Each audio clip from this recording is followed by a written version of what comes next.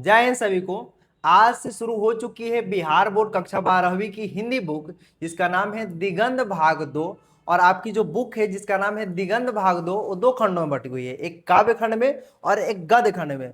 तो आज हम लोग पढ़ेंगे काव्य खंड के पहले अध्याय जिसका नाम है करबक। उसके आज की क्लास में हम करबक चैप्टर के कवि परिचय को देखने वाले हैं, ठीक है ना।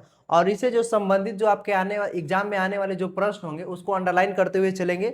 और साथ ही आज के क्लास में हम लोग पद्मावत महाकाव्य की पूरी कहानी को विस्तार तरीके से समझेंगे, क्योंकि जो चैप्टर जो लिया गया है करबक, वो पद्मावत महाकाव्य से ही लिया गया है। तो जब तक पद्मावत महाकाव्य की पूरी कहानी को हम अच्छे तरीके से नहीं समझेंगे तब तक ये करबक चैप्टर को आप समझने में असमर्थ रहेंगे।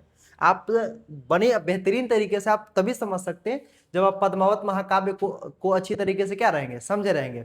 तो आज की क्लास में हम लोग देखेंगे करबक चैप्टर के कवि परिचय को, और साथ ही जो पद्मावत महाकाव्य है उस पद्मावत महाकाव्य की पूरी कहानी को अच्छी तरीके से आज की क्लास में क्या होंगे, समझेंगे। तो जो करबक चैप्टर है उसके लेखक है मलिक मोहम्मद जैसी। कौन है जी? मलिक मोहम्मद जैसी, यही आपके कवि है मलिक मोहम्मद जैसी जी। तो इन्हीं के बारे में एक एक करके हम लोग पढ़ना स्टार्ट करते हैं। तो देखिएगा, जो मलिक मोहम्मद जैसी, यही आपके कवि है मलिक मोहम्मद जैसी। देखिए, मलिक मोहम्मद जैसी जो है, इनका जन्म जो होता है 15वीं सदी उत्तरार्ध, अनुमानतः 1492 ईस्वी में इनका जन्म होता है, ठीक है ना। 15वीं सदी उत्तरार्ध अनुमानतः 1492 ईस्वी में इनका जन्म होता है। ये अनुमानतः है, इनका कोई साक्ष्य नहीं है कि इनका जन्म कब हुआ है। ऐसा अनुमान लगाया जाता है कि 15वीं सदी के उत्तरार्ध में इनका जन्म हुआ है। अनुमान लगाया जाता है कि 1492 ईस्वी में इनका जन्म हुआ होगा। इनका निधन की बात किया जाए तो इनका निधन हुआ था 1548 ईस्वी में। ये भी अनुमानता ही है, ये भी कोई साक्ष्य नहीं है, अनुमान लगाया जाता है कि 1548 ईस्वी में इनका निधन हो गया था। निवास स्थान की बात किया जाए, कहाँ पर रहा करते थे, तो जायस कब्र अमेठी उत्तर प्रदेश में। उत्तर प्रदेश में एक जायस कब्र अमेठी नाम का जगह है, वहीं पर ये क्या करते थे, निवास करते थे। और जायस के नाम से ही इनके नाम में नाम जुटा है जायस। जायस के नाम से निवास स्थान जायस जो है उसी के नाम से इनका नाम में क्या जुटा है, जायसी नाम जुटा है। इनके पिता का नाम था मलिक शेख ममरेज, या इनके पिताजी को कहते थे मलिक राजे अशरफ भी कहते थे, ठीक है। तो क्वेश्चन दो भी आ सकता है, बोले कि मलिक राजे अशरफ किन के पिताजी थे, तो मलिक मोहम्मद जैसी के। मलिक शेख ममरेज किन के पिताजी थे, तो मलिक मोहम्मद जैसी के। ये पिताजी के दो गो नाम है इनके। गुरु की बात किया जाए, यहाँ पर एक देखिएगा, यहाँ पर जो इनका नाम जो है ना, नाम के बारे में बात कर लेते हैं कि इनका जो नाम जो था बचपन में मोहम्मद नाम था। बचपन में इनका नाम था मोहम्मद, लेकिन इनके पिताजी का नाम था मलिक मलिक शेख ममरेज या मलिक राजे अशरफ। तो इनके पिताजी के नाम से यहाँ से मलिक लिया गया है, ठीक है ना। पिताजी के नाम से क्या लिया गया है, मलिक लिया गया है। और इनका जो जहाँ निवास करते थे उस जगह का नाम था जायस। यही जायस से जायसी शब्द लिया गया है, जायस के नाम से ही इनके नाम के अंत में जायसी शब्द जोड़ दिया गया है। तो इसीलिए इनका नाम पूरा हो जाता है मलिक मोहम्मद जैसी। इनका बचपन का नाम सिर्फ मोहम्मद ही था, लेकिन इनके पिताजी से नाम लिया गया मलिक, और इनके जो निवास स्थान था जायस कब्र अमेठी, वहां से लिया गया है जायसी। और इनका तभी इनका पूरा नाम हो जाता है मलिक मोहम्मद जैसी। इनके गुरु की बात किया जाए तो गुरु इनके दो थे, एक का नाम था सूफी संत शेख मुहिदी, और एक का नाम था सैयद अशरफ जहांगीर। एक का नाम क्या था, सूफी संत शेख मुहिदी, और एक का नाम था सैयद अशरफ जहांगीर। दो गो इनके गुरु थे। तो आगे देखते हैं, वृत्ति की बात किया जाए तो वृत्ति से आप इनके प्रश्न नहीं आते हैं, देख लेते हैं। फिर भी आरंभ में जायस में रहते हुए किसानी की, ठीक है ना। बाद में शेष जीवन फकीरी में, बचपन में ही अनाथ हो गए थे, इनके माता पिता मर गए, डेथ कर गए थे, मर गए थे। साधु फकीरी के साथ भटकते हुए अपना बचपना क्या हुए, बिताए। इस तरह से मलिक मोहम्मद जैसी अपना जिंदगी क्या हुए थे, बिताए थे। तो इससे वृत्ति से आपके प्रश्न नहीं आएंगे, आपके प्रश्न आएंगे व्यक्तित्व से। क्वेश्चन आएगा कि व्यक्तित्व से प्रश्न आएंगे। देखो, ये चेचक के कारण रूपहीन थे, ठीक है ना। ये चेचक के कारण कैसे थे, रूपहीन। इनके बचपन में ही इनके शकल पे चेचक हो गया था, जिसके कारण से इनके जो शकल जो थे देखने लायक नहीं, मतलब बहुत गंदे दिखते थे, खराब दिखते थे, ठीक है। तो ये रूपहीन थे, ठीक है। ये बाएं आंख और बाएं कान से वंचित भी थे। ये बाएं आंख और बाएं कान से वंचित थे। यहां से प्रश्न आएगा कि कौन से ऐसे कवि है जो बाएं आंख और बाएं कान से वंचित है, तो मलिक मोहम्मद जैसी जी है, ठीक है ना। और चेचा के कारण रूपहीन कौन से कवि थे? तो मलिक मोहम्मद जैसी जी है। यहां से प्रश्न आते हैं, ठीक है। इसके बाद नीचे से कोई प्रश्न नहीं आएगा। कृति की बात किया जाए तो पद्मावत इनकी प्रमुख कृति है, पद्मावत महाकाव्य, और पद्मावत महाकाव्य से ही इनको इतनी प्रसिद्धि मिली है, ठीक है। तो मलिक मोहम्मद जैसी की सबसे प्रसिद्ध जो कृति है जिसका नाम है पद्मावत, ठीक है ना। और पद्मावत से ये चैप्टर लिया गया, आपका करवक जो चैप्टर है वो पद्मावत से ही लिया गया है। तो कृति इनकी सबसे प्रमुख पद्मावत है। उसके बाद आखिरी क्या है? अखरावट है। उसके बाद आखिरी कलाम है। उसके बाद चित्ररेखा, उसके बाद कहरनामा है। ये 5 गो जो है, ये पांचों ज्यादा इंपॉर्टेंट है, मतलब इंपॉर्टेंट है, इससे ज्यादा प्रश्न आते भी नहीं है, आज तक कभी आए ही नहीं और नहीं आएंगे भी, ठीक है ना। तो ये जो कृति जो है जिसका नाम है पद्मावत, अखरावट, आखिरी कलाम, चित्ररेखा, कहरनामा, ये पांचों के पांचों आपके लिए इंपॉर्टेंट है। आपके एग्जाम में पांचों से प्रश्न आते हैं, ठीक है। तो ये आप अंडरलाइन कर लीजिएगा, ये पांचों इंपॉर्टेंट है। और इसके बाद आप कोई अंडरलाइन नहीं कीजिएगा, कोई इंपॉर्टेंट आपके लिए जरूरी नहीं है, यही 5 को है। उसके बाद बात किया जाए तो ये सबसे प्रश्न नहीं आएंगे, जो प्रश्न होंगे उसी पर हम चर्चा करते हैं, फालतू चीज़ों पर समय देने से कोई फायदा नहीं है। हाँ, यहाँ से आपके प्रश्न आएंगे कि जो ये जो पूरा है क्वेश्चन आएगा कि देखो क्या लिखा गया है, चौपाई, दोहा आदि की करवक शैली में निबंध एक काव्य प्राय अवधि भाषा में मिलते हैं। ये जो काव्य जो लिखा गया है ना जिसका नाम है करवक, ये अवधि भाषा में लिखा गया है। कौन सी भाषा में लिखा गया है? अवधि भाषा में लिखा गया है। और एक और बात बता दें कि मलिक मोहम्मद जो जैसी जी जो थे ना, वो अवधी भाषा के ही कवि थे। मलिक मोहम्मद जैसी जो थे वो अवधी भाषा के ही कवि थे। क्वेश्चन है एक करवक जो चैप्टर है वो किस भाषा में लिखा गया है? तो अवधी भाषा में लिखा गया है। मलिक मोहम्मद जैसी जी किस भाषा के कवि थे? तो अवधी भाषा के ही कवि थे। यहाँ से एक और प्रश्न आएगा ये कि जो करवक जो चैप्टर जो लिया गया है वो बताइए कि किस में लिखा गया है? तो लिखा गया है चौपाई में और दोहे में। देखो चौपाई क्या होता है, जो 4 लाइन के होता है ना उसको चौपाई कहते हैं। जैसे एक लाइन हो गया, 2 लाइन हो गया, 3 लाइन हो गया, 4 लाइन। तो 1 लाइन, 2 लाइन, 3 लाइन, 4 लाइन, ये 4 गो लाइन ऐसे करके लिखा रहेगा ना तो इसको चौपाई कहते हैं। और 4 गो लाइन यहाँ, 4 गो लाइन नीचे, 4 गो लाइन ऐसे 4 लाइन के लिखा रहेगा ना तो उसको चौपाई कहते हैं। और जो 2 लाइन के लिखा रहता है ना, जैसे 1 लाइन हो गया, 2 लाइन, ये 2 लाइन के 2 लाइन यहाँ, 2 लाइन यहाँ, 2 लाइन, मतलब 2 लाइन के लिखा रहता है ना उसको दोहा कहते हैं। क्या कहते हैं? दोहा।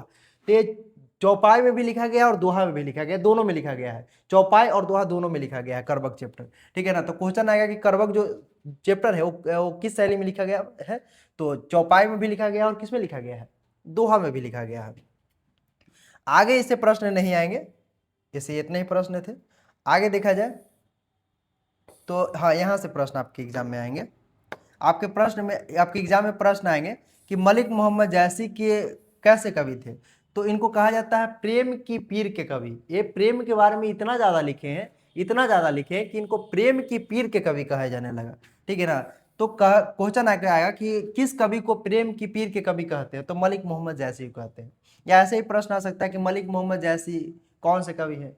इसमें से ऑप्शन आएगा प्रेम के पीर कवि, तो प्रेम के पीर के कवि है, ठीक है ना। यहाँ से एक और प्रश्न आता है, हमारे दिमाग में आ रहा है, एक और प्रश्न आता है कि प्रेम मार्गी कवि किसे कहते हैं? प्रेम मार्गी क्वेश्चन आएगा कि मलिक मोहम्मद जैसी कैसे कवि है? तो प्रेम मार्गी कवि है। कैसे कवि है? प्रेम मार्गी कवि है, ठीक है ना। या क्वेश्चन आएगा कि प्रेम की पीर के कवि किसे कहा जाता है? तो मलिक मोहम्मद जैसी के। यहाँ तक कोई दिक्कत, कोई प्रॉब्लम, परेशानी हमें नहीं लगता कि आपको होनी चाहिए, ठीक है। तो यहाँ से इतने ही प्रश्न आएंगे। उसके बाद बात किया जाए कि सब लोग अंडरलाइन कर रहे हो ना, तुम लोग अंडरलाइन करते जाना बाबू। आगे देखो, हाँ, यहाँ से प्रश्न आपके एग्जाम में आएंगे। देखिए यहाँ प्रस्तुत 2 करवक अलग अलग संकलित है। यहाँ 2 करवक दिया गया है, ठीक है ना, दो करवक दिया गया है, ठीक है ना। तो यहाँ प्रस्तुत 2 जो करवक है अलग अलग से क्या है? संकलित है। यह पद्मावत के क्रमशः प्रारंभिक और अंतिम छंदों से है। देखो क्या कहा गया, ये जो जो लिया गया है, जो करवक जो लिया गया है वो पद्मावत के क्रमशः प्रारंभिक और अंतिम छंदों से लिया गया है। प्रारंभिक और अंतिम छंदों से लिया गया। तो बोलेगा कि करवक जो चैप्टर है वो कहाँ से लिया गया है? तो पद्मावत के क्रमशः प्रारंभिक और अंतिम छंदों से लिया गया है, ठीक है ना। इसीलिए हम बोल रहे हैं कि पद्मावत कहानी को समझना बेहद जरूरी है, ठीक है ना। जब क्योंकि पद्मावत महाकाव्य से लिया गया है और उसी की लाइनें हैं। तो जब तक पद्मावत महाकाव्य की कहानी को नहीं समझेंगे तब तक तुम लोग क्या करोगे? करवक चैप्टर को समझने में अच्छी तरीके से समझ नहीं पाओगे, ठीक है, तो चलो आगे देखते हैं। इसके बाद आपके एग्जाम में इंपॉर्टेंट आपके प्रश्न कुछ नहीं है, बाकी जो हम कहानी सुनाएंगे उससे आपके एग्जाम में प्रश्न क्लियर हो जाएंगे। ये जो लिखा गया है कि पहले करवक में क्या लिखा गया, दूसरे करवक में क्या लिखा गया, वो तो हम ऐसे ही पढ़ लेंगे। ठीक है, तो आपके एग्जाम में बस इतने ही प्रश्न आएंगे, इससे ज़्यादा कुछ नहीं आएंगे। देखिए शुरू से फिर से एक बार रिकॉल करवा देते हैं आप लोगों को। देखिए क्वेश्चन आएगा करवक चैप्टर के लेखक कौन है, तो मलिक मोहम्मद जैसी जी हैं। क्वेश्चन आएगा ये जन्म और निधन वाला प्रश्न नहीं आएगा, क्योंकि ये अनुमानता है, अनुमानता वाला प्रश्न नहीं पूछता है। ठीक है ना। उसके बाद निवास स्थान पूछेगा, तो जायज कब्र अमेठी उत्तर प्रदेश में इनका निवास स्थान था। पिता का नाम पूछेगा, मलिक शेख ममरेज भी नाम था और मलिक राजे अशरफ भी नाम था। उसके बाद पूछेगा गुरु का नाम क्या था, तो सूफी संत शेख मुहिदी और एक थे सैयद अशरफ जहांगीर, दो गो गुरु थे इनके। ठीक है ना। वृत्ति से प्रश्न नहीं पूछेगा, व्यक्तित्व से प्रश्न पूछेगा, तो ये चेचक के कारण रूपहीन थे। ठीक है ना। ये बाएं आंख और बाएं कान से वंचित थे, ये प्रश्न पूछेगा। कृति पूछता है, इंपॉर्टेंट है। ठीक है ना। कृति में आप लोग याद रखिए पद्मावत, अखरावट, आखिरी कलाम, चित्ररेखा, कहना, बस 5 ही को याद रखना है। 5 ही को आपके लिए आवश्यकता है, आवश्यक है। ठीक है, 5 को आप लोग याद कर लीजिएगा, इससे ज्यादा कुछ आप याद नहीं कीजिएगा।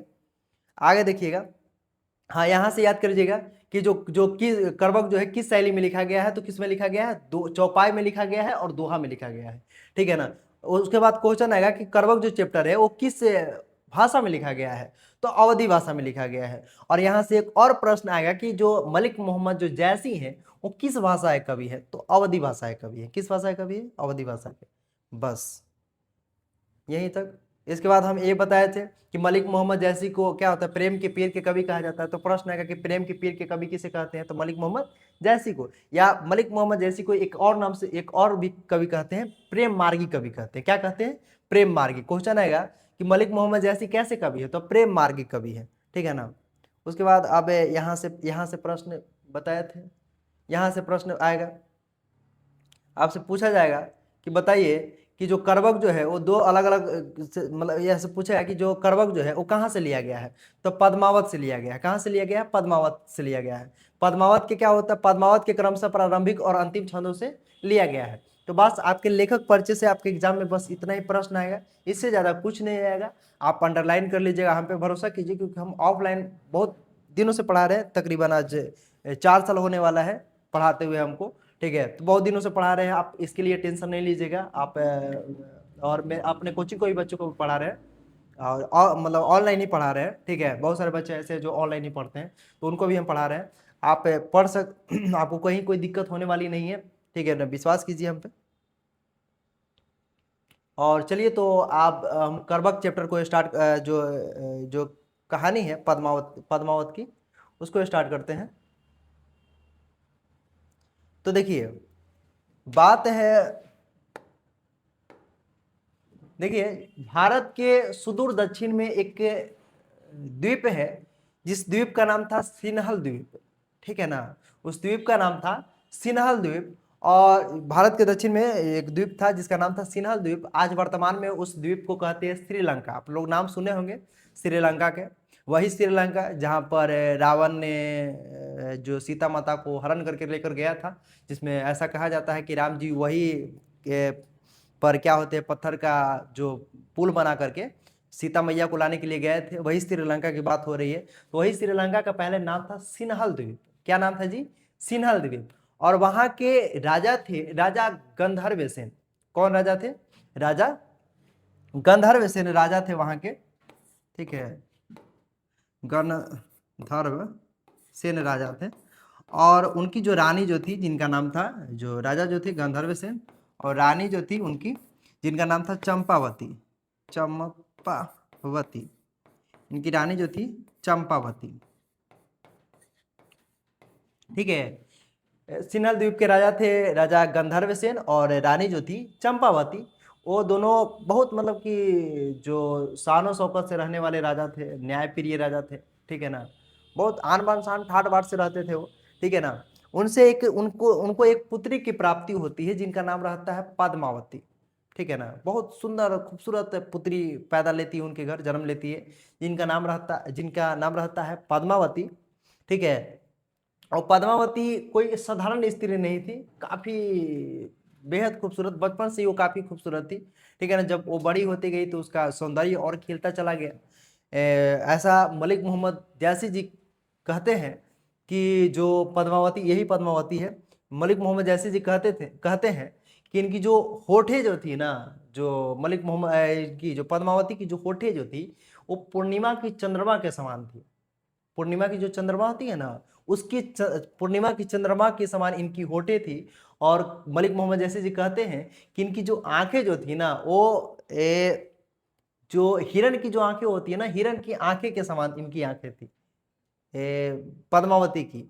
और बोला जाता है कि इनकी जो वाणी जो थी ना, वो कोयल के समान थी। ये सब मलिक मोहम्मद जैसी जी लिखते हैं अपने जो पद्मावत महाकाव्य है उसमें इनकी पूरी चीजों का वर्णन किए हैं। यानी कि कहा जाता है कि पैर के नाखून से लेकर के सिर के बाल तक ये पूरी चीज, मतलब उससे क्या होता है, शरीर के अंगों का ये क्या किए हैं, बखान किए हैं। कहते हैं कि इनके होठ जो है वो पूर्णिमा के चांद के समान है, इनकी जो आंखें जो है वो हिरण के समान है, और इनकी जो वाणी जो है वो कोयल के समान है। और ऐसा लिखते हैं कवि मलिक मोहम्मद जैसी जी कि इनकी जो शरीर से, जो बदन जो है ना, वो शरीर से इनकी कमल के फूल की सुगंध फूटती थी। कमल के फूल का जो सुगंध होता है ना, इनकी प्राकृतिक रूप से कमल की सुगंध की क्या होती थी, फूटती थी, कमल की सुगंध फूटती थी। यानी कि कोई कमल उमल नहीं लगा ले रहते थे, ऐसे ही कमल की सुगंध आती थी इनके वदन से, ठीक है ना। इस तरह से मलिक मोहम्मद जैसी जी इनका क्या करते हैं, बखान करते हैं।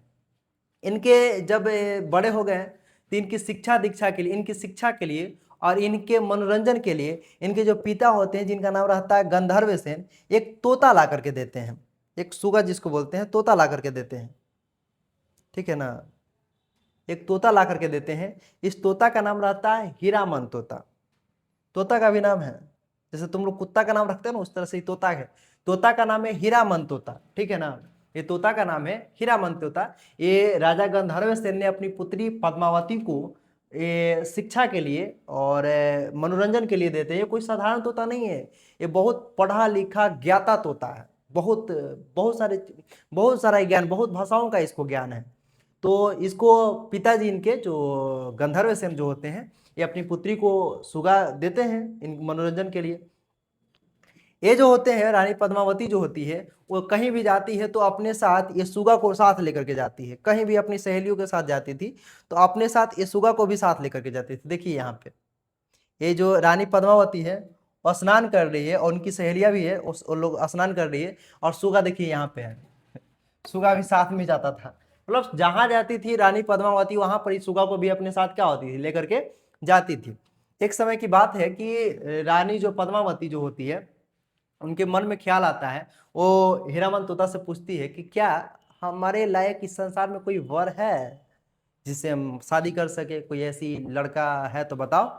तो ये बात जो होता है ना, इनको पिताजी के पता चल जाता है। रानी पद्मावती के पिताजी, जिसका नाम क्या था, गंधर्व सेन था, उनको पता चल जाता है। आउस क्या सोचते हैं कि हमारे जो ये सुगवा जो है ना, ये सुगवा हमारी पुत्री के मन में प्यार की इच्छा जगा रही है, ठीक है ना। ये सब बातें बता करके प्यार की इच्छा क्या हो रही है, जगा रही है। तो क्या करते हैं राजा गंधर्व सेन कि सुगवा को मारने का ऑर्डर दे देते हैं कि जाओ, नहीं सुगा रहेगा, नहीं ऐसा होगा, ये सुगे को ही क्या कर दो, मार दो। ये पता चल जाता है रानी इसको, राजकुमारी पद्मावती को। ये क्या करती है, पूरा रोने लगती है कि हमारा जान ले लो लेकिन हमारे सुगा को क्या कर दो, छोड़ दो। पूरा रोने लगती है, रो रो करके सुगा को किसी भी तरह से बचा लेती है। लेकिन सुगा जो होता, जो तोता जो था, वो पूरी तरह से डर जाता है, पूरा डर जाता है कि अब मतलब कि हम, उसको अनुभव ऐसा होने लगता है कि हम यहाँ पर रहे हैं, यहाँ पर रहेंगे तो हम सुरक्षित नहीं है, यहाँ पर हम कभी भी क्या हो सकते हैं, मरा सकते हैं। तो सुगा एक क्या होता है, समय देख करके, एक अच्छा समय देख करके वहां से जो जो सिन्हल द्वीप से उड़ करके भाग जाता है, ठीक है ना। जब भाग जाता है, उड़ करके भागता है, तो एक बहेलिया समझते हैं ना, जो बहेली जो होती है, जो चिड़ै पकड़ती है, वो बहेलिया के जाल में जाकर के सुगा फंस जाता है। यहाँ से जान बचाने के लिए भागा, और जाकर के क्या होता है, बहेलियों के जाल में जाकर के क्या हो जाता है, फंस जाता है। जब फंस जाता है बहेलियों के जाल में जाकर के, तो जो बहेलिया जो होता है उसको सुगा को देखता है, और ये जो सुगा जो था वो बोलने लगता है, क्योंकि तो साधारण कोई तोता था नहीं, ये बड़का ज्ञाता विद्वान तोता था। तो बोलने लगता है, बहुत सारा इसको चीजों का नॉलेज था, हर एक चीज बताने लगता है।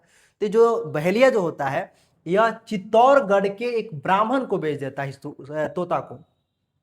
चित्तौड़गढ़ के एक ब्राह्मण होते हैं, उस ब्राह्मण को बहेलिया क्या होता है, इस तोता को क्या कर देता है, बेच देता है।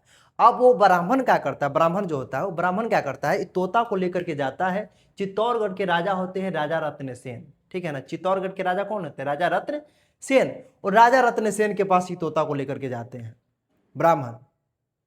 राजा रत्न सेन के पास ही तोता को लेकर के जाते हैं। राजा रत्न सेन जो थे वो अनोखी चीजों से बहुत प्रेम करते थे, जो अनोखी जो चीजें होती थी उससे ज्यादा प्रेम करते थे। ये तोता को देखते हैं कि तोता इतना बेहतरीन बोल सकता है, इतना बेहतरीन बोलता है और इसको हर एक चीजों का ज्ञान है। तो राजा तुरंत ही उसको भारी रकम दे करके ब्राह्मण को उस तोता को ले लेते हैं और वो तोता को अपने साथ ही रखते हैं, ठीक है। एक दिन की बात है कि जब क्या होते हैं, राजा जो होते हैं रत्नसेन शिकार पर जाते हैं। शिकार समझते हैं ना, शिकार पर जाते हैं। तो राजा रत्नसेन जो होते हैं वो शिकार पर जाते हैं और जो तोता होता है वो घर पर होता है। और इनकी जो पत्नी जो थी, नहीं इधर नहीं, देखो अभी नहीं आया है, देखो शिकार पर जाते हैं, ठीक है ना। और शिकार पर जाते हैं कौन, राजा रत्नसेन। तोता जो हीरामन जो तोता होता है वो घर ही पे रहता है, महल में ही रहता है। जो राजा रत्नसेन की पत्नी थी जिसका नाम था नागमती, राजा रत्नसेन की पत्नी का नाम क्या था, नागमती, ऐसे याद रखो। राजा रत्नसेन की पत्नी का नाम था नागमती। नागमती पूछती है कि हीरामन एक बात बताओ, क्या इस संसार में हमसे भी कोई खूबसूरत स्त्री है, इस दुनिया में कोई है? तो हीरामन तोता पहले मुस्कुराया है और कहता है कि हे रानी, तुम जहां रहती हो वहां सब कुएं की मेढक है, ठीक है, वहां सब क्या है, कुएं की मेढक है। सिन्हल द्वीप की राजकुमारी रानी पद्मावती के सामने तुम्हारा सौंदर्य वैसा ही है जैसा सूर्य के सामने एक टिमटिमाता सा दीपक का प्रकाश। तो इतना जब सुनती है ना रानी नागमती तो बोलती है कि ऐसी है, इतनी खूबसूरत है जो सिन्हल द्वीप की राजकुमारी पद्मावती। तो बोलता है हीरामन तोता कि हाँ इतनी खूबसूरत है क्योंकि हम उन्हीं के पास रहते थे, हमको पता है वो बहुत खूबसूरत, मतलब बहुत खूबसूरत है। अब ये बात पता चल चल जाता है नागमती को। अब क्या होता है कि जो राजा रत्नसेन जो शिकार से लौटते हैं तो किन्हीं के मुंह से इनको पता चल जाता है, राजा रत्नसेन को भी, कि संसार की एक और सबसे ज्यादा खूबसूरत स्त्री है जिसका नाम है पद्मावती, जो सिन्हल द्वीप की है। तो हीरामन तोता को अपने पास बुलाते हैं, कौन, राजा रत्नसेन अपने पास बुलाते हैं और बोलते हैं कि रानी पद्मावती के बारे में बताओ, कैसी है रानी पद्मावती, राजकुमारी पद्मावती। तो राजकुमारी पद्मावती के बारे में जो तोता जो था हीरामन तोता, वो बढ़िया से एकदम वर्णन करने लगता है कि ऐसी है, इतनी खूबसूरत दिखती है, पूरे तीनों लोक में उसकी प्रसिद्धि है, ये है वो, मतलब पूरी तरीके से बताने लगती है। जब हीरामन तोता ये सारी बातें बता रहा होता है ना, तो ये जो जो राजा रत्नसेन होते हैं वो ख्यालों में डूब जाते हैं और डूब जाते हैं, उनको होश ही नहीं रहता है, वो अलग ही दुनिया में चल जाते हैं। फिर ठीक है ना, उनको होश नहीं रहता, वो कहीं और ही ख्यालों में डूब जाते हैं। फिर उनको होश जब आता है तब वो राजकुमारी पद्मावती का माला जपने लगते हैं, कहते हैं कि अब हमको रानी पद्मावती हमको चाहिए, ठीक है ना। और वो क्या करते हैं, उसी समय से अपना ये ठानते हैं कि हमारा जो राज्य पाठ है, जो वैभव है, जो साम्राज्य है, हमारी जो पहली पत्नी जिसका नाम है नागमती, उसको हम क्या करेंगे, त्याग करेंगे और रानी पद्मावती को पाने के लिए हम सिन्हल द्वीप जाएंगे। ये सुन करके ही, देखे भी नहीं है, सिर्फ सुन करके ही इतना फैसला ले लिए ये। वैसा ही करते हैं, अपना राज्य पाठ वैभव सारी चीज को त्याग करके अपनी पहली पत्नी उसको भी छोड़ करके वो सिन्हल द्वीप जाते हैं। इनके जो हीरामन जो तोता था उसके मार्गदर्शन से मतलब कि सिन्हल द्वीप जाने का फैसला लेते हैं।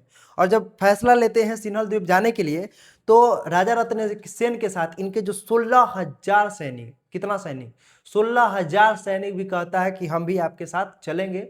और वो भी अपना पत्नी को छोड़ करके, अपना पूरा हर एक चीज को छोड़ करके, मतलब जितने भी था घर द्वार सब चीज छोड़ करके, एक योगी के भेष में, योगी योगी जो होता है ना, योगी के भेष धारण करके राजा रत्नसेन और इनके साथ 16,000 जो सैनिक थे वो सारे लोग सिन्हल द्वीप की तरफ रवाना हो जाते हैं। और इसको जो मार्गदर्शन जो दे रहे थे हीरामन तोता दे रहा था। वो कैसे भी बहुत रास्ते में बहुत कठिनाई आई, जंगल आई, पहाड़ आई, समुद्र भी पार करने पड़ा, ठीक है ना। वो समुद्र पार करके किसी तरह से कठिन परिस्थितियों से गुजरते हुए वो किसी तरह से सिन्हल द्वीप पहुंच जाते हैं। सिन्हल द्वीप पहुंचते हैं तो वहां एक शिव मंदिर होती है, उसी शिव मंदिर के बगीचा में ये ठहर जाते हैं। और शिव मंदिर के बगीचा में ठहर करके रानी पद्मावती का जप करने लगते हैं। ठीक है ना, ऐसे थे रानी पद्मावती का जप करने लगते हैं। ठीक है ना। और हीरामन तोता कहते हैं कि जाओ तुम खबर दे करके आओ रानी राजकुमारी पद्मावती को कि उनके लिए कोई अपना राज पाठ वैभव हर एक चीज को त्याग करके आपके प्यार में यहाँ पर आया है। हीरामन तोता ठीक वैसा ही करता है, जाता है किले में राजकुमारी पद्मावती के पास। ठीक है ना, और सारी चीजें बताता है कि एक चित्तौड़गढ़ के एक सुंदर सुशील हट्टा कट्टा एकदम राजा है। ठीक है ना, जो आपके प्यार में पूरा राज्य पाठ हर एक चीज को त्याग करके आपके प्यार में यहाँ पर आया है और इस शिव मंदिर में आपके ही नाम का तपस्या कर रहा है। रानी राजकुमारी पद्मावती ये सुनती है तो उनके मन में भी अनुराग पैदा होता है कि ऐसा कोई राजा जो हमारे लिए इतना कुछ करके आया है। और हीरामन तोता पर पहले से ही विश्वास था रानी पद्मावती को, क्योंकि राजकुमारी पद्मावती को, क्योंकि उन्हीं के यहाँ रहता था हीरामन तोता। तो रानी पद्मावती राजकुमारी पद्मावती कहती है कि ठीक है, तो उनसे तुम जा करके कह देना कि बसंत पंचमी के दिन हम शिव मंदिर में आएंगे, तब तक के लिए वो प्रतीक्षा करें। हीरामन तोता ठीक वैसा ही करता है, जाकर के राजा को बताता है कि जो बसंत पंचमी के दिन राजकुमारी मंदिर में पूजा करने के लिए आएगी। क्या होती है कि रानी जो राजकुमारी जो देखिए जोगी के रूप में यहाँ पर पहुंच जाते हैं। उसके बाद क्या होता है कि रानी जो होती जोगी के रूप में यहाँ पर जो सिन्हा द्वीप था वहां पर पहुंच जाते हैं। अब क्या होता है कि जाकर के हीरामन तोता बताता है कि बसंत पंचमी के दिन जो राजकुमारी जो पद्मावती यहाँ पर पूजा करने के लिए आएगी। तो ये वेट करते हैं उतना दिनों तक। ठीक है ना, और जब बसंत पंचमी के दिन क्या हो जाता है, आ जाता है, और एक कोने में बैठ करके इसी तरह से प्रतीक्षा कर रहे थे कि कब राजकुमारी पद्मावती आती है। राजकुमारी पद्मावती आती है अपनी सहेलियों के साथ मंदिर में पूजा करने के लिए, और राजकुमारी पद्मावती को देखते ही जैसे ही मतलब कि उनकी जैसे सीढ़ी पर चढ़ करके जैसे ही ऊपर चढ़ी राजकुमारी पद्मावती, उनको देख करके ही ये वहीं पर बेहोश हो गए। मतलब इतनी खूबसूरत वो थी राजकुमारी पद्मावती, इतनी खूबसूरत थी कि उसकी जो देख करके, वैसे पहले कभी स्त्री देखे नहीं थे, उसको देख राजकुमारी पद्मावती को देख करके वहीं पर बेहोश हो गए। ठीक है ना, राजकुमारी पद्मावती आई, उनको देखी, जो राजा रत्न सेन थे उनको देखती है और मतलब उनके मतलब कि देख करके उनको मतलब सुंदर भी थे, तो देख करके ये भी उनसे आकर्षित हुए। ठीक है ना, और जाते समय जब जा रहे थे ये देखे कि बेहोश हो गए हैं, अभी जागे नहीं है, तो ये बेहोश हुए थे। तो राजकुमारी पद्मावती क्या होती है कि इनके सीने पर चंदन से लिखती है कि तुम्हारी साधना पूरी नहीं हुई, तुम्हारी जो साधना जो थी वो पूरी नहीं हुई। ठीक है ना, तुम मुझे देखना, तुम मुझसे बात करना चाहते थे, लेकिन तुम्हारी ये साधना क्या हुई, पूरी नहीं हुई है। अगर तुम हमको पाना चाहते हो तो सिन्हल द्वीप के एक किले पर तुम चढ़ाई करो, ये चढ़ाई करके हमको क्या करो, पाओ। मतलब देख रहे हो लड़की सब भी गजब टाइप पे होती है, बताओ। एक तो बेचारा उतना दूर से मेहनत करके आया है, उसके बाद तपस्या कर रहा था, उतना दिन वेट कर रहा था, इसके बाद क्या देखा तो बेहोश भी हो गया ही। उसके बाद क्या कह रही है राजकुमारी पद्मावती कि तुम्हारी क्या हुई है, साधना पूरी नहीं हुई, तुम क्या करो, तुम्हारी साधना पूरी नहीं, उसको उठा भी तो सकती थी, लेकिन कहती नहीं तुम्हारी साधना पूरी नहीं हुई, तुम मुझको पाने के लिए मुझे मुझे पाना चाहते हो तो तुम इस सुदृढ़ किले पर क्या करो, चढ़ाई करो, जो जो बहुत बड़ा किला था उस किले पर क्या करो, चढ़ाई करो। ठीक है ना, अब ऐसा लिख करके वो रानी राजकुमारी पद्मावती चली जाती है। राजा रत्न सेन को जब होश आता है और सीने पर लिखे हुए देखते हैं तो इनको अपनी मतलब कि बहुत अफसोस आता है कि हम काहे बेहोश हो गए। ठीक है ना, मतलब ऐसा नहीं होना चाहिए था। ठीक है ना, तो ये बहुत गलानी महसूस करते हैं, ये सोचते हैं कि इतना जो किला बड़ा है, इतना किला पर हम कैसे चढ़ाई करें, कैसे इसको मतलब कि उनको राजकुमारी पद्मावती को हम पाएं, ये काफी चिंतित हो जाते हैं। लेकिन फिर इनको हिम्मत आता है और फिर सोचते हैं कि ना किसी भी तरह से इसको चढ़ाई करते हैं। हीरामन तोता एक गुप्त रास्ता बताता है, वहीं से ये क्या करते हैं, चढ़ाई करने के लिए शुरू करते हैं। जब चढ़ाई करने के लिए शुरू करते हैं, देखिए यही किला है, ये टेंशन में पड़ जाते हैं यहाँ पे ये किला को देख करके कि कैसे हम पार पाए। ठीक है ना, तो अंदर से क्या होते प्रवेश करते हैं और प्रवेश करते हैं तो ये हीरामन तोता सारी चीजों को बताता है। जैसे ये प्रवेश करते हैं तो गंधर्व सेन के जो सैनिक जो थे वो इन लोगों को देख लेते हैं, और इन सारे लोगों को देख करके सारे लोगों को बंदी बना लेते हैं। सारे लोगों को जो सूली होता है फांसी वाला उस पे सब लोगों को लटका देते हैं कि अब तुम लोगों को क्या होगा, फांसी होगा। जब ऐसी होता है, मतलब ऐसा जब स्थिति आता है, तो हीरामन तोता राजा गंधर्व सेन के पास आता है और सारी बातों को बताता है कि ये कोई साधारण चोर नहीं है। इनको सब लोग चोर समझते हैं कि ये राज्यपाट को लूटने आया है, ये चोर है। तो राजा तोता जो था, जो हीरामन जो तोता था, वो राजा गंधर्व सेन को बताता है कि देखिए ये कोई साधारण चोर नहीं है, बल्कि ये चित्तौड़गढ़ के राजा रत्नसेन है, जो अपना जो राज्यपाठ वैभव सारे चीज को त्याग करके आपकी पत्नी, आपकी सॉरी आपकी पुत्री के प्रेम में यहाँ पर आए हैं। ठीक है ना, आपकी पुत्री से क्या होते हैं, प्रेम में यहाँ पर क्या हुए हैं, आए हैं। तो ये जब सुनते हैं राजा गंधर्व सेन, तो उनको भी लगता है कि भाई कोई इतना कुछ करके आया है, उनको भी ठीक लगता है, पसंद आता है। ठीक है ना, तो कहते हैं कि दामाद हमारा यही ठीक है, कोई कमी तो है नहीं, दामाद भी अच्छा है।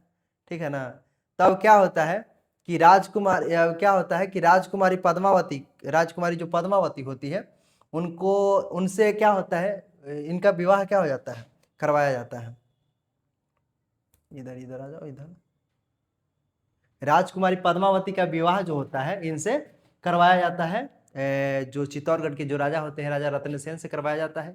जब इनकी शादी होती है, और इनकी शादी के साथ साथ जो 16,000 जो सैनिक गया था जो योगी बन करके, उनकी भी शादी होती है 16,000 कन्याओं के साथ उनकी इनकी तो शादी हुई, और उसके साथ साथ जो 16,000 जो सैनिक गए थे उनकी भी शादी होती है वहां पे। ठीक है ना, श्रीलंका में जो सिन्हल द्वीप था वहां पर शादी होती है।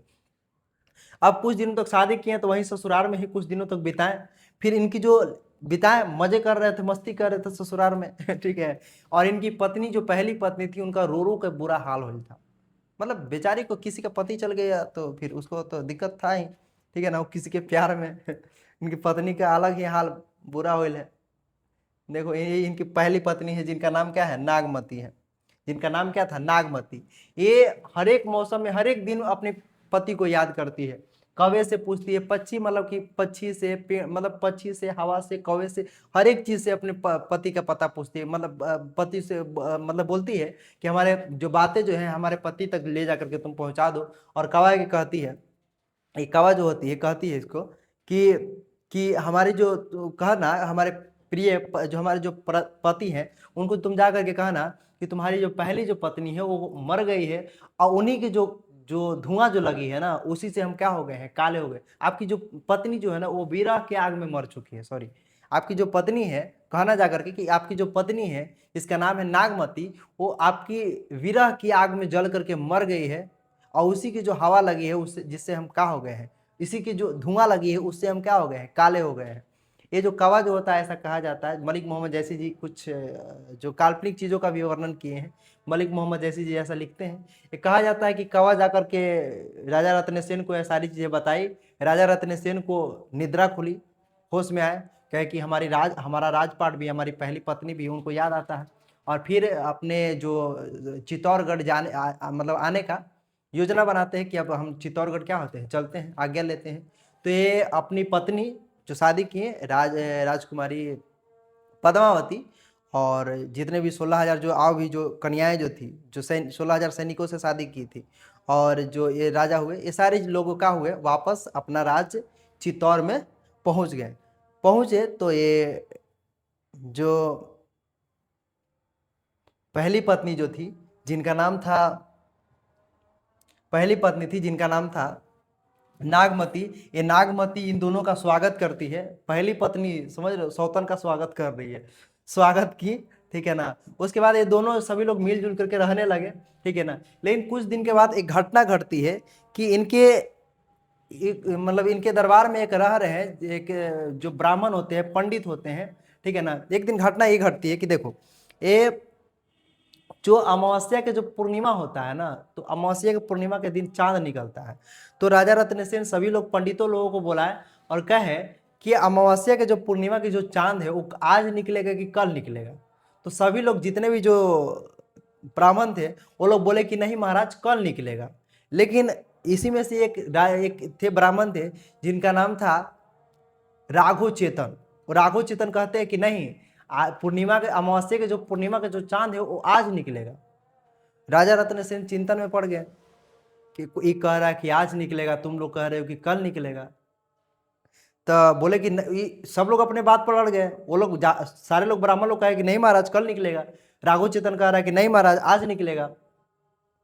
तो ये राजा रत्न सेन कहते हैं कि देखो, अगर पूर्णिमा अमावस्या के पूर्णिमा का चांद अगर आज निकल गया तो समझ लो तुम सारे ब्राह्मणों का खैर नहीं है, लेकिन अगर अमावस्या के पूर्णिमा का चांद अगर कल निकल गया तो समझ लो राघो चेतन तुम्हारा क्या है, खैर नहीं है। इस तरह से कौन बोलते हैं?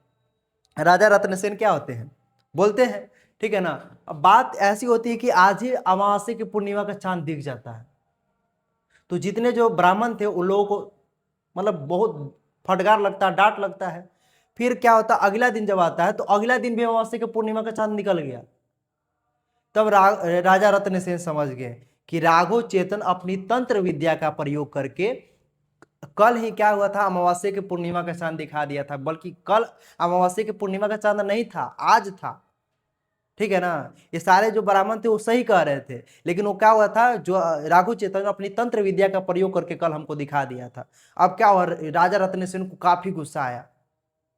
वो कहते हैं कि बुलाओ राघो चेतन को, बुलाओ अभी अभी यहाँ पर दरबार में। उनको बुलाया जाता है, भरे सभा में उनको अपमानित किया जाता है राघो चेतन को। अब बोलते हैं कि अभी आप ब्राह्मण नहीं होते ना तो आपको सूली पर लटका देते हैं।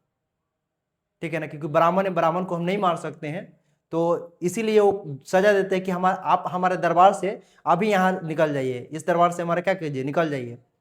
जब जाने लगते हैं तो ये राघो चेतन जो था ना बहुत कमीना टाइप पे आदमी था, कमीना टाइप पे आदमी था। वो जब जाने लगता है तो जो उनकी जो पद्मावती जो होती है, वो अपनी जो छत से जो खिड़की होता है ना, खिड़की से एक जो बला जो होता है, जो चूड़ी टाइप पे जो बला होता है ना, ब्रासलेट टाइप पे, ब्रासलेट जो होता है सबसे कीमती जो ब्रासलेट जो हीरो मोतियों से बना होता है, उस दो जोड़े, एक जोड़े, जैसे एक जोड़े क्या होती है कि ब्रासलेट उसको राघव चेतन को खिड़की से फेंकती है और बोलती है कि देखो राघव चेतन, हमारा तुम कुछ नहीं बिगाड़ना। क्योंकि राघव चेतन जो आया था ना वो पद्मावती के घर से ही आया था। राजकुमारी जो पद्मावती जो थी ना सिंघल द्वीप की, वहीं से आया था राघव चेतन। तो उसको राजकुमारी पद्मावती को अच्छी तरीके से पता था कि जो राघव चेतन जो ने एक नंबर के नीच घटिया कमीना आदमी है, ये छोड़ेगा नहीं। इसीलिए क्या होती है, राजकुमारी पद्मावती जो रानी पद्मावती जो होती है, वो क्या होती है कि अपना जो होती है ब्रासलेट जो होती है, जो हीरा मोती का जो होता है, उसको देती है और बोलती है कि देखो राघव चेतन, तुम अपना इससे अपना जिंदगी व्यतीत करना, हमारा तुम कुछ नहीं बिगाड़ना। लेकिन फिर भी राघव चेतन तो राघव चेतन, कमीना आदमी कहाँ सुधरने वाला है। वो चला गया, वो चला गया दिल्ली। यही है राघव चेतन, देखो देख रहे हो कितना शातिर आदमी है ये। यही है राघव चेतन। ये पहुंच जाता है दिल्ली, और दिल्ली में पहुंच जाता है। दिल्ली में उस समय शासन था अलाउद्दीन खिलजी का। ठीक है ना। दिल्ली में दिल्ली सल्तनत उस समय था, वहां के जो शासक जो थे अलाउद्दीन खिलजी थे।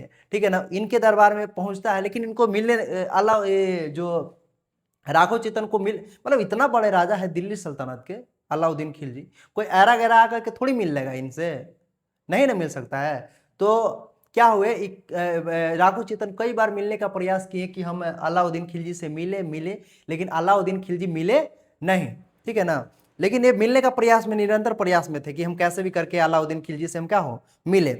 तो एक दिन क्या हुए, वो मिलने के लिए प्रयास में वो क्या किए कि रात में वो बांसुरी बजा रहे थे राघव चेतन। जो महल जो था, महल के बाहर बांसुरी बजा रहे थे, और इतना सुरीला बांसुरी बजाता था राघव चेतन, बहुत सुरीला बांसुरी बजाता था। हालांकि ज्ञान तो था ही इसके अंदर, ठीक है ना, कमीना था वो अलग बात है, लेकिन ज्ञान तो था ही। राघव चेतन बांसुरी बजा रहा था, और इतना बेहतरीन बांसुरी बजा रहा था कि अलाउद्दीन खिलजी इसके बांसुरी को बजाते हुए सुन लेता है और कहता है कि इतनी रात में इतनी सुरीली बांसुरी कौन बजा रहा है, इसको दरबार में लेकर के आओ। ठीक है ना। और तो इसको दरबार में लेकर के आया जाता है। ठीक है ना। दरबार में लेकर के आया जाता है, और अलाउद्दीन खिलजी पूछता है कि तुम इतने सुरीले बांसुरी बजाते हो, तुम इतना दिन से कहाँ था, तो वो मेरी दरबार में होनी चाहिए। अलाउद्दीन खिलजी कहता था कि अल्लाह के बनाई गई हर एक नायाब चीजों पर सिर्फ और सिर्फ अलाउद्दीन खिलजी का हक है। यानी कि अल्लाह के द्वारा बनाई गई जितनी खूबसूरत जो चीजें हैं ना, वो उस पर सिर्फ और सिर्फ कहता था कि मेरा ही हक है, अलाउद्दीन खिलजी का हक है, ऐसा ही बोला करता था। तो ये अलाउद्दीन खिलजी बोलता है कि तुम इतने सुरीले बांसुरी बजाते हो, तुम इतना दिन से कहाँ था? तो ये कहता है अब तुमको तो मेरे पास होना चाहिए, क्योंकि संसार की सारी खूबसूरत जो वस्तुएं हैं या चीजें हैं वो हमारे पास है। तो राघव चेतन कहता है कि क्षमा चाहते हैं महाराज, आप जो कहते हैं कि दुनिया की जो खूबसूरत चीजें हैं वो आपके पास है, ये गलत आप कहते हैं। आपके पास दुनिया की खूबसूरत चीजें, सारी चीजें नहीं है। तो बोलते हैं कि क्या चीजें हमारे पास नहीं है? तो राघव चेतन कहता है कि दुनिया की सबसे जो खूबसूरत जो स्त्री है, जिसका नाम है रानी पद्मावती, वो तो आपके महल में है ही नहीं। तो बोलते कि रानी पद्मावती ये कौन है? तो बोलते कि रानी पद्मावती जो तीनों लोक में सबसे ज्यादा खूबसूरत है, जो आपकी दरबार में रहती तो आपकी दरबार की शोभा बढ़ा देती, लेकिन तो वो तो आपके दरबार में है नहीं। चित्तौड़गढ़ की राजा रत्नसेन की पत्नी है रानी पद्मावती। तो कहते कि कैसी है बताओ, कितनी खूबसूरत है? तो वर्णन राघव चेतन ना इतना बेहतरीन तरीके से वर्णन करता है कि अलाउद्दीन खिलजी एकदम सुन करके ये भी मूर्छित हो जाता है। इतनी खूबसूरत, मतलब इतना बेहतरीन तरीके से वर्णन करता है, ठीक है ना। ये जैसे ही इनको होश आता है अलाउद्दीन खिलजी को, ये कहता है कि अब हमको पद्मावती चाहिए, अब कैसी भी हालत में हमको क्या चाहिए। एक संदेश लिखवाता है और उसमें उसमें लिखता है उसमें लिखता है कि रानी पद्मावती को हमारे महल में भेज दो, इसके बदले में तुम्हें क्यों बहुत धन दौलत और राज्य दिया जाएगा। ये चित्तौड़गढ़ के राजा रत्नसेन के पास पत्र भेजवाता है। राजा रत्नसेन इस पत्र को देख करके वो काफी ज्यादा क्या होता है, गुस्सा हो जाते हैं और इस प्रस्ताव को ठुकरा देते हैं, ठीक है ना। तो इसको अलाउद्दीन खिलजी को गुस्सा आता है। ये पूरा अपना सैनिक लेकर के, पूरा अपना सेना लेकर के चित्तौड़गढ़ को घेराबंदी करने लगता है, ठीक है ना। ये तकरीबन चित्तौड़गढ़ पहुंच करके तकरीबन 8 सालों तक युद्ध करता है। कितना सालों तक? 8 सालों तक युद्ध करता है। लेकिन 8 साल तक युद्ध किया, फिर भी चित्तौड़गढ़ को मतलब क्या हुआ, चित्तौड़गढ़ को जीत नहीं पाया, ठीक है ना, क्योंकि अभेद किला था बहुत। मतलब आज भी तुम जाओगे तो राजस्थान में चित्तौड़गढ़ का किला है, वहां पर बहुत ऊंचा पर वो किला है, ठीक है ना। तो उसको मतलब कि जीत पाना बहुत ज्यादा क्या था, मुश्किल था। तो अलाउद्दीन खिलजी 8 सालों तक निरंतर लड़ते रहा, लेकिन सफलता हासिल नहीं हुई। जब ये निराश हो गया, हताश हो गया, तो इसने तरकीब सोचा, जो कूटनीति का प्रयोग किया। ये क्या किया, एक पत्र लिखवाता है फिर से, वो कहता है कि अब हम संधि करना चाहते हैं। संधि मतलब ये होता है कि अब युद्ध हम नहीं करना चाहते हैं, अब हम जाना चाहते हैं, अब मित्रता का एक संबंध बना करके अच्छी तरीके से हम जाना चाहते हैं, अब संधि हम करना चाहते हैं। तो ये जो राजा रत्नसेन थे, उनकी भी काफी क्षति हुई थी। 8 वर्षों से अपने महल में थे, उनके खाने के लिए अनाज की कमी हो गई थी, बहुत सारी चीजों का दिक्कत हो गया था। तो ये बोले कि ठीक है, हम संधि करने के लिए तैयार हैं। लेकिन अलाउद्दीन खिलजी एक शर्त रखा था कि संधि हम तभी कर सकते हैं जब एक बार हमको रानी पद्मावती को हमको दिखाइएगा। सिर्फ हम देखना चाहते हैं राजकुमारी पद्मावती को, वो कितनी खूबसूरत है।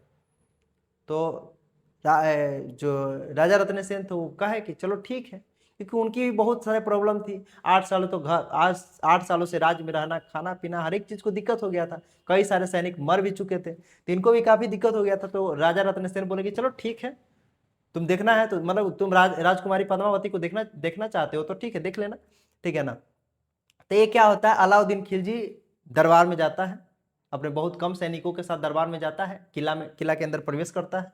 इनका बहुत क्या होता है, सेवा सत्कार, मतलब कि भव्य स्वागत किया जाता है, ठीक है ना। और राजकुमारी पद्मावती को एक मिरर के माध्यम से राजकुमारी पद्मावती को दूर रखा जाता है ऊंचा स्थान पे, और वहां से प्रतिबिंब मिरर में बनेगा, उस मिरर से प्रतिबिंब आगे सामने वाले मिरर में बनेगा।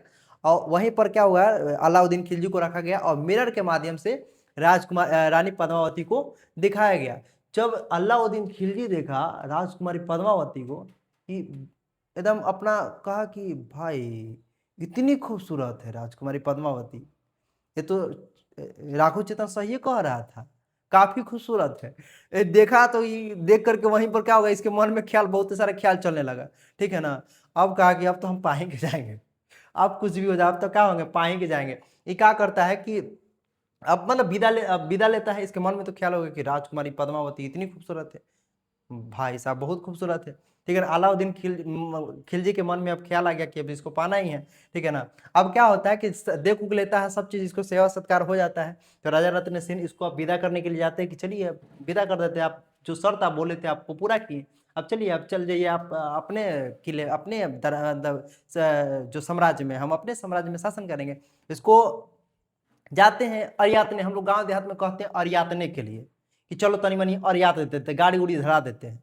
तो उसी तरह से अरियातने के लिए किले के बाहर तक राजा रत्न सेन गए। और अलाउद्दीन खिलजी के जो सैनिक जो था ना, पहले ही से तैयारी किए हुए था कि जैसे ही राजा रत्न सेन किले से बाहर निकलेंगे उनको बंदी बना लेंगे। और ठीक वैसा ही हुआ।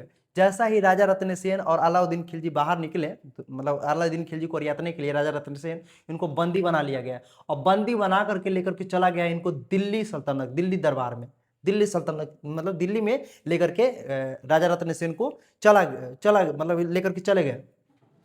अब क्या होते हैं, दिल्ली दरबार में चले गए, यहाँ पर सारे लोगों में पता चला कि राजा रत्न सेन जो राजा जो थे वो गिरफ्तार हो गए हैं, ठीक है ना। चारों तरफ हाहाकार मच गया, ठीक है। अब राजकुमारी बहुत टेंशन में कि राजा रत्न सेन को चले गए हैं, अब इनको काफ़ी दिक्कत होने लगा। अब इतना बड़ा साम्राज्य है, इतना बड़ा जो साम्राज्य है दिल्ली सल्तनत, उसको हरा पाना काफ़ी मुश्किल था। उसको वहाँ से राजा को छुड़ा करके लाना बहुत ज़्यादा अपने आप में बहुत ज़्यादा क्या था, मुश्किल काम था, ठीक है ना। तो अब राजकुमारी पद्मावती सोच रही कि अब कैसे लाएं कैसे लाएं कैसे लाएं, मतलब दिमाग में ख्याल चल रहा था। उतने बीच में क्या होता है कि एक चित्तौड़गढ़ के बगल के एक राज्य होता है, इसका नाम रहता है कुंभलगढ़। वहाँ के राजा होते हैं देवपाल।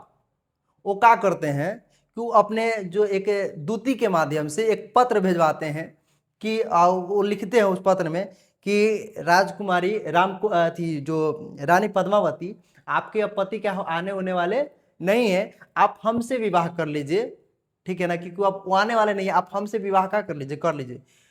राजकुमारी जो रानी पद्मावती जब इस चीज को सुनती है, पढ़ती है, सुनती है, तो उसको बहुत ज्यादा गुस्सा आता है। मतलब मेरे पति को अनुपस्थित है तो तुम इस तरह से बोलोगे, मतलब बहुत ही उसको गुस्सा आता है। और दूती को एकदम फटकार लगा करके उसको भेज देती है कि जाओ उसको बोल देना कि जो सपना जो देख रहा है इस तरह से क्या कर रहे ना देखे। मतलब पद्मावती काफी खूबसूरत भी थी, इसको जो लोग देखता था वो लोग मोहित हो जाता था।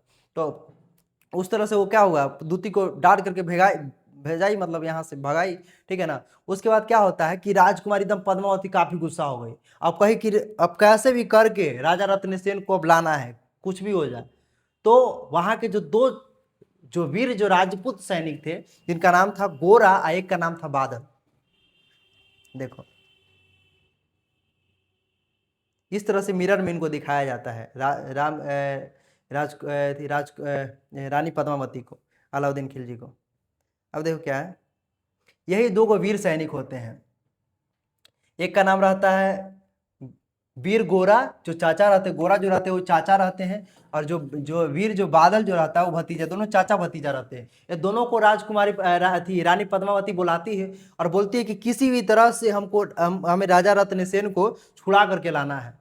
ये योजना बनाते हैं और राजकुमारी पद्मावती योजना बनाती है और क्या होती है, एक पत्र लिखवाती है, पत्र लिखती है कि हम दिल्ली में अपनी इच्छा के अनुसार आना चाहते हैं, लेकिन एक शर्त है कि हम पहले पहुंचेंगे तो अपने पति से मिलेंगे, राजा रत्नसेन से मिलेंगे, उनको अपने जो घर का जितने कार्यभार है उसको सौंप करके फिर हम आपके पास आ जाएंगे। तो दिल्ली जो जो अलाउद्दीन खिलजी था वो राजी हो जाता है, बोलता है कि ठीक है आप आइए। तो राजकुमारी जो पद्मावती जो होती है वो 1600 पालकी तैयार किया जाता है ले जाने के लिए। कितना पालकी? 1600 पालकी तैयार किया जाता है। और 1600 पालकी में वो कन्या के जगह पर सब सैनिक बैठे हुए थे साड़ी पहन पहन करके। पूरा सभी जो पालकी जो था 1600 में क्या हुए थे, सैनिक बैठे हुए थे। और जो कहार जो होते हैं ना, डोली को जो टांगने वाले जो कहार होते हैं, चार जो कहार होते हैं टांगने वाले, वो चारों के चारों सैनिक थे। वो कहार के क्या हुए थे, कपड़ा पहने हुए थे, वो चारों के चारों क्या थे, सैनिक थे। तो एक बैठा हुआ है वो भी सैनिक है, चारों जो पकड़े हुए वो भी क्या है, सैनिक है, ठीक है ना। इसी तरह से 1600 क्या किया गया, पालकी तैयार किया गया। और जो जो मुख्य पालकी था जिसमें राजकुमारी पद्मावती को बैठने के लिए था, उसमें एक कुशल लोहार को बैठाया गया, कुशल लोहार को। और उसके बाद जंजीर जो हाथ की जो क्योंकि जेल में थे तो इनको जंजीर बांधा हुआ था, इनके पास जंजीर काटने वाली क्या थी, औजार थी, जो लोहार के पास, ठीक है ना। तो कुशल लोहार को बैठाया गया था मुख्य जो पालकी था उसमें, ठीक है ना। जब दिल्ली में पहुंचते हैं, ठीक है ना। तो जो शर्त जो थी कि पहले राजा रत्नसेन से मिलेंगे, उसके बाद आपके पास आएंगे। तो क्या होता है कि जो जो लोहार जो था वो राजा रत्नसेन के पास जाता है, और घूस देखो उस समय भी चल गया था। उस समय भी जो बगल के जो थानेदार जो जेलर था उसको धन दौलत दिया गया, उसको क्या किया गया, धन दौलत दे करके उसको मतलब कि राजी करवा लिया गया।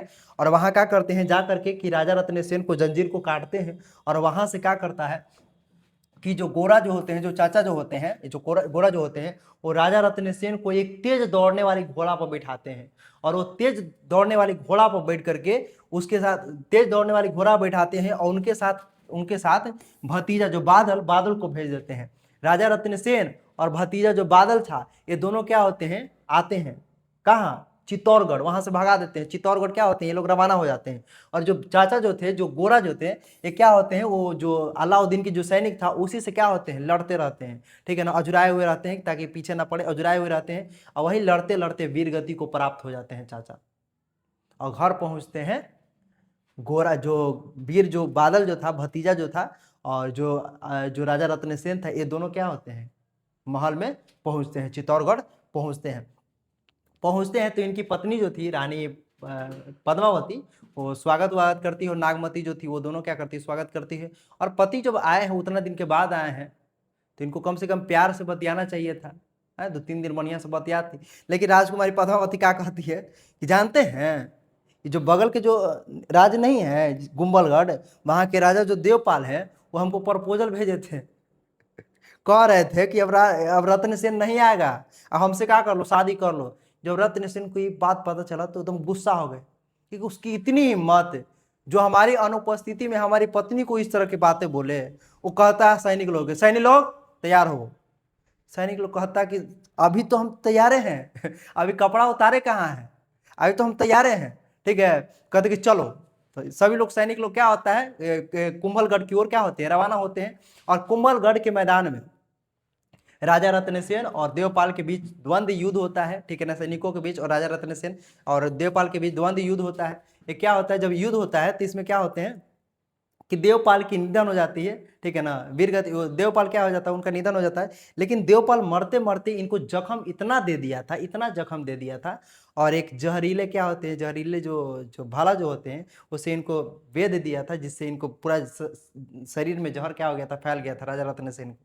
ये राजा रत्नसेन वहां से जीत तो गए, लेकिन घर पे यहाँ पे महल में अपने आते आते, चित्तौड़गढ़ में आते आते अपने दरबार पे ही अपना प्राण त्याग दिए। और वहीं पर इनका क्या हो गया, राजा रत्नसेन का निधन हो गया। लेकिन उस समय हिंदू परंपरा ऐसी थी कि जो पत्नी जो थी, पति के मर गए के बाद पत्नी जो होती थी सती होती थी अपने पति के साथ। रानी नागमती और रानी जो पद्मावती थी, ये दोनों ने यही ठाना कि हम अपने पति के साथ सती होएंगे, ठीक है ना। और एक बहुत बड़ा अग्नि जो कुंड जो हुआ बनाया गया, उसमें पति के चिता पर ये दोनों क्या हुई, बैठने के लिए तैयार हुई, ठीक है ना।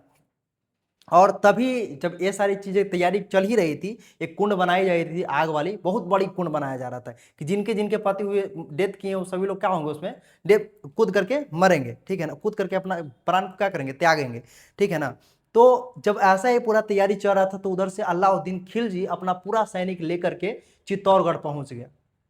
अब चित्तौड़गढ़ पहुंच गया तो अब जो बादल जो था, क्योंकि बादल तो जिंदा ही था, बादल क्या करता है, पूरा सैनिकों के साथ लड़ता है। लेकिन लड़ते लड़ते अंततः ये भी क्या हो जाता है, मर जाता है। ये भी वीर गति को प्राप्त कर जाता है।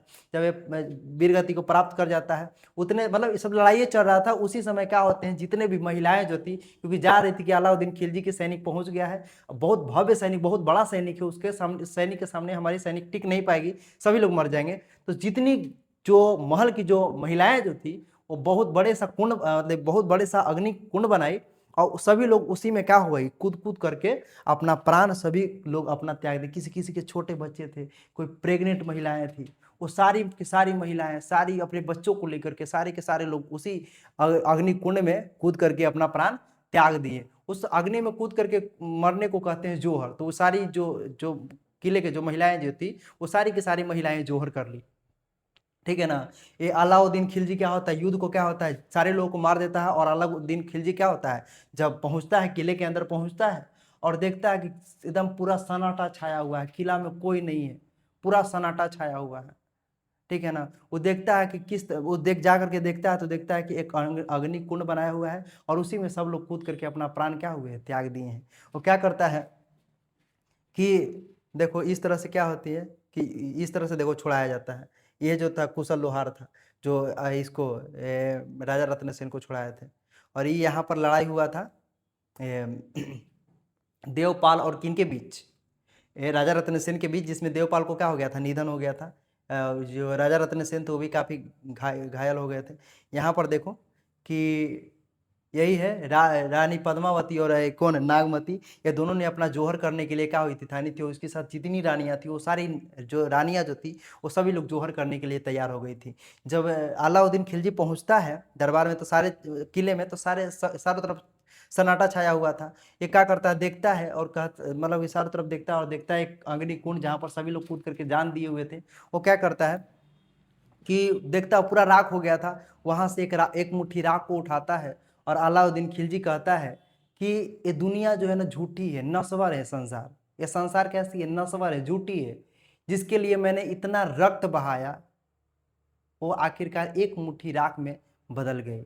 ठीक है ना। इस तरह से क्या करता है, ऐसे करता है अलाउद्दीन खिलजी और कहता है कि जिसके लिए मैंने इतना हम युद्ध किए, जितना रक्त बहाए, वो एक मुट्ठी राख में क्या हो गई, बदल गई। ये दुनिया क्या है, नश्वर है। ये दुनिया क्या है, झूठी है। ठीक है ना। इस तरह से क्या होता है, ये अलाउद्दीन खिलजी क्या होता करता है। और अलाउद्दीन खिलजी देखो यहाँ पर जीत कर भी क्या हो गया, हार गया। और एक प्रेम की जो पवित्रता होती है वहां पर ये क्या हुई थी, यहाँ पर मतलब इस युद्ध में जीत हुई थी प्रेम की पवित्रता की। और अलाउद्दीन खिलजी इस युद्ध को जीत करके भी हार गया। ठीक है ना। क्योंकि उस युद्ध का क्या है, मतलब युद्ध को जीत करके भी हार गया, लेकिन जो रानी जो चित्तौड़गढ़ के जो राजा जो थे, राजा रत्नसेन, वो युद्ध हार करके भी, और रानी पद्मावती, वो लोग युद्ध हार करके भी वो युद्ध क्या हो गए, जीत गए। ठीक है ना। वो प्रेम की जो पवित्रता की क्या हो गई, जीत हो गई कि हमारे पति के सिवाय हमारे शरीर को कोई छू नहीं सकता है। और इसीलिए वो जोहर की थी, आग में जल करके मरी थी।